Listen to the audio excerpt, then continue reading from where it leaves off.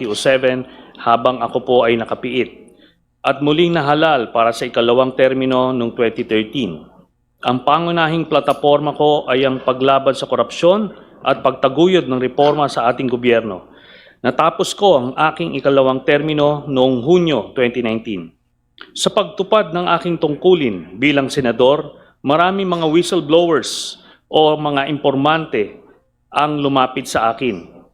Ang ilan sa kanila ay nagbigay na mahalaga at kritikal na impormasyon tungkol sa iba't ibang isyung may kaugnayan sa pambansang interes na nagamit ko sa aking trabaho bilang mambabatas sa pag-imbestiga at sa pagpatuloy ng aking advokasya para labanan ang korupsyon at maitaguyod ang reforma sa gobyerno. Noong buwan ng Abril 2016, sa panahon ng aking ikalawang termino bilang senador, ang aking opisina ay nakatanggap ng tawag mula sa isang tao na nagsabi na siya ay may hawak ng mahahalagang impormasyon hinggil umano sa mga lihim na bank accounts na nagpapakita ng mga natatago at nakaw na yaman ng nooy kandidato sa pagkapangulo na si Mayor Rodrigo Digong Duterte at ng kanyang pamilya na di umano ay hindi din niya diniklara sa kanyang Statements of Assets, Liabilities, and Net Worth or SALN. Matapos ang paunang usapan sa telepono upang makumpirma ang kahalagan ng impormasyong kanyang tinutukoy, sumang-ayon ako makipag-meeting sa nasabing tao. Ang aming meeting ay naganap noong ika-21 ng Abril 2016, bandang alas 8 ng gabi, sa opisina ng Samahang Magdalo sa Quezon City. Nagpakilala ang nasabing tao bilang si Ginoong Joseph de Mesa. Ayon sa kanya, dati siyang masugid na taga-suporta ni noong Mayor Rodrigo Duterte. Sinabi ni Ginoong de Mesa na nagpasya siyang bawiin ang kanyang suporta para kay Mayor Duterte nang makakita siya ng mga dokumentong nagpapakita na si Rodrigo Duterte kasama ang kanyang anak na si Sara Duterte ay nagmamay-ari ng mga bank accounts kung saan bilyong-bilyong piso ang naideposito o dumaloy sa loob ng ilang taon. Sinabi ni Ginoong de Mesa na nakuha niya ang mga dokumentong ito mula sa isang malapit na kamag-anak niya na nagtatrabaho sa isang ahensyang may kinalaman sa investigasyon ng mga nakaw na yaman ng mga opisyal ng gobyerno. Sa aming pagpupulong, binigyan ako ni Ginoong de Mesa ng mga kopya ng mga dokumento na nagpapakita ng mga bank accounts sa pangalan ni Rodrigo Duterte at Sara Duterte sa Bank of the Philippine Islands, BPI, Julia Vargas Branch, sa Pasig at sa EDSA Green Hills Branch, at sa Banco de Oro, Unibank, sa Lungsod Mandaluyong at sa iba pang mga bangko. Sa mga sumunod na araw, sinuri at pinag-aralan ko kasama ang aking mga abogado at staff ang mga impormasyong ibinigay ni Ginoong de Mesa at inihambing ito sa mga idiniklara sa kani-kanilang SALN ni Rodrigo Duterte at Sara Duterte para sa mga kaukulang panahon. Nang makumpirma ko na totoo ang hawak kong mga dokumento, nagpasya akong isapubliko ang nasabing impormasyon dahil naniniwala akong mahalagang malaman ng ating mga kababayan ang pagpapanggap na ginagawa ng pamilya Duterte na ang kanilang pamilya raw ay mahirap at namumuhay ng simple, gayong sa katotohanan si Rodrigo Duterte at ang kanyang pamilya ay may mga joint bank accounts na may bilyon-bilyon na dumaloy na pera. Humingi ako ng tulong sa mga accountants at finance specialists upang alamin at makwenta kung gaano karaming pera ang aktual na naideposito o dumaloy sa mga nasabing joint bank accounts ng mag-amang sina Rodrigo Duterte at Sara Duterte base sa mga dokumentong ibinigay sa akin. Sa aming pagsusuma, lumalabas na may kabuuang halaga na 2,407,272,103.75 pesos ang pumasok at dumaloy sa mga nasabing bank accounts mula noong 2003 hanggang 2016. Ang isang kopya ng summary ng mga deposito o mga inter-account transfers na idineposito at dumaloy sa mga nasabing accounts ni Rodrigo Duterte at Sara Duterte ay kalakip dito bilang Annex A. Bukod sa mga dokumentong may kaugnayan sa mga accounts ni Rodrigo Duterte, binigyan din ako ni Ginoong De Mesa ng mga dokumentong nagpapakita ng mga bank accounts at bank transactions ng mga anak, manugang at common law wife ni Duterte na sina Sara Duterte, Paulo Pulong Duterte, Sebastian Baste Duterte, Maneses Manscarpio, Shelito Hanilet Abansenya, kasama ang kanyang anak na si Veronica Kitty Duterte. Batay sa mga nabanggit na records, nalikom ko ang mahalagang impormasyon ng kabuuang mga transaksyon pumasok sa mga bank accounts ni Sara Duterte lamang, kabilang ang joint account kasama ang asawang si Manscarpio at mga joint accounts kasama ang miyembro ng kanyang pamilya ay nagkakahalaga ng 111,634,144.05 as of April 2016. Ang kopya ng summary ng mga pera o transaksyong pumasok at dumaloy sa mga bank accounts ni Sara Duterte ay kalakip dito at ginawang bahagi ng salaysay na ito bilang Annex B. Noong 2016, inamin mismo ni Rodrigo Duterte na una, na totoo na mayroon siyang bank account sa BPI Julia Vargas Branch sa Pasig at pangalawa na nabigo siyang ideklara ang nilalaman ng nasabing bank account sa kanyang salin.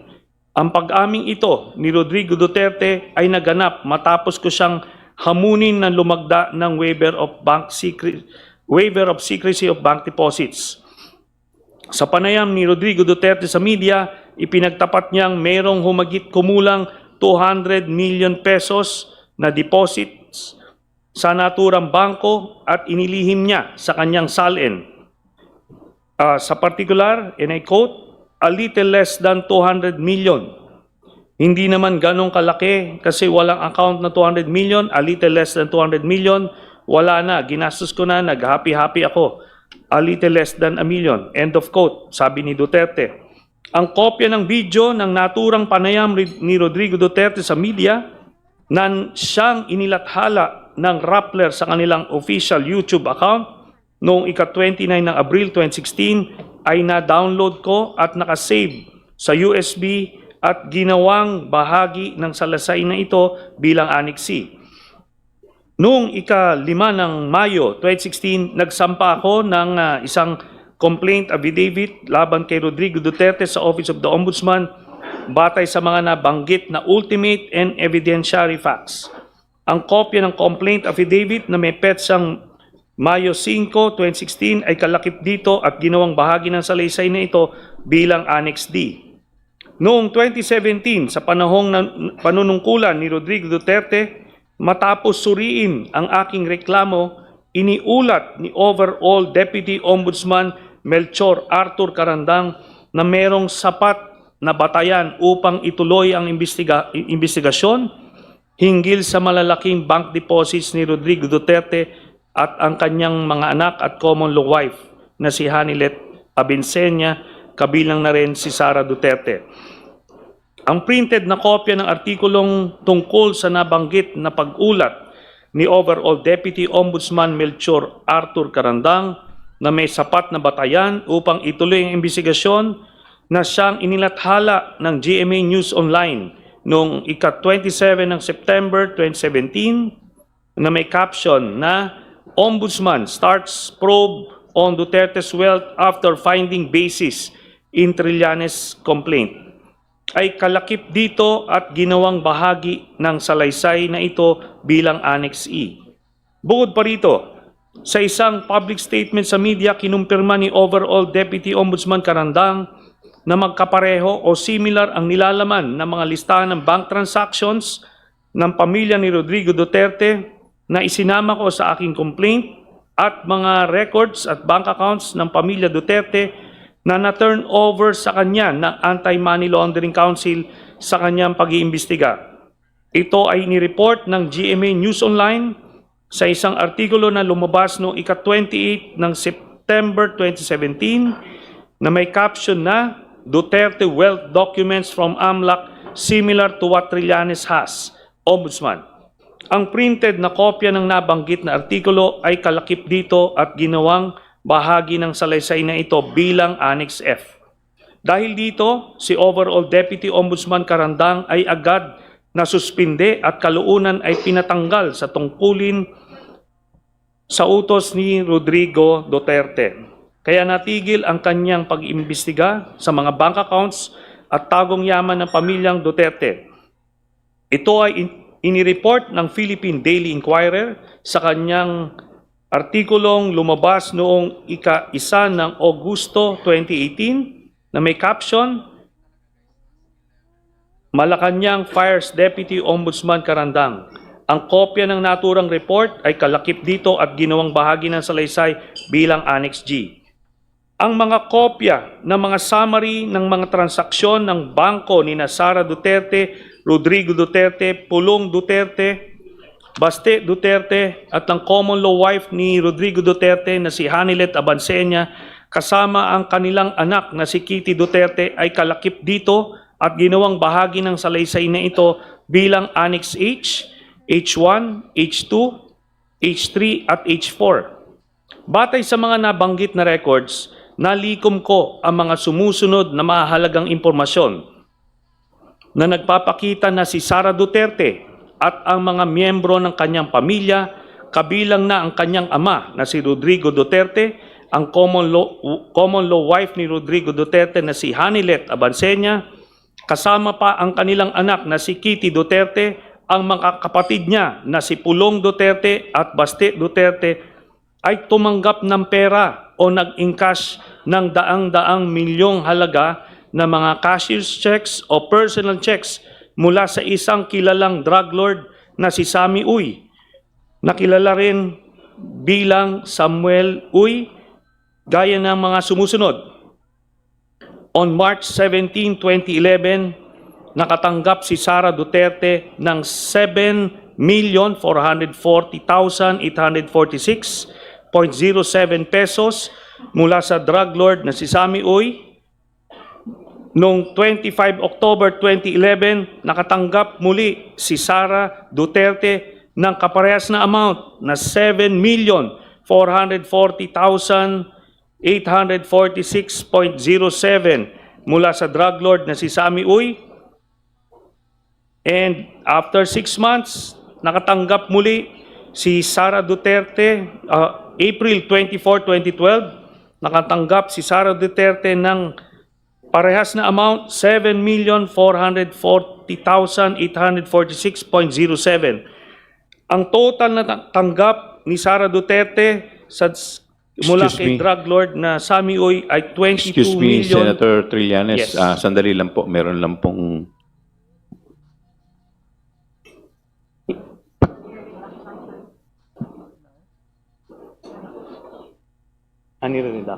Please continue po. Okay. Ang total po na natanggap ni Sara Duterte mula dun sa drug lord ni si Sammy Uy ay 22,322,538.21 habang mayor siya ng Davao City. Mr. Chair, very good po. We were just about to request po na i-flash na sa screen. We were just about to request po sana to flash sa screen yung matrix, pero ito, naka-flash na po. Thank you. Thank you. Please proceed, Senator Trillanes. Si Rodrigo Duterte naman nakatanggap din ng 7,440,846.07 kaparehas nung kay Sara Duterte mula kay Sammy Uy noong 22 October 2012, nung 04 April 2013 muling nakatanggap ng pera si Rodrigo Roa Duterte ng 7,440,846.07 mula kay Sammy Uy. Ang total na tanggap ni Rodrigo Duterte ay 15,656,692.14. Ito po ay mga manager's checks mula kay Sammy Uy. Kay Sebastian Duterte naman, noong 09 March 2011, nakatanggap si Baste Duterte ng 10,316,591.18 pesos mula kay Sammy Uy.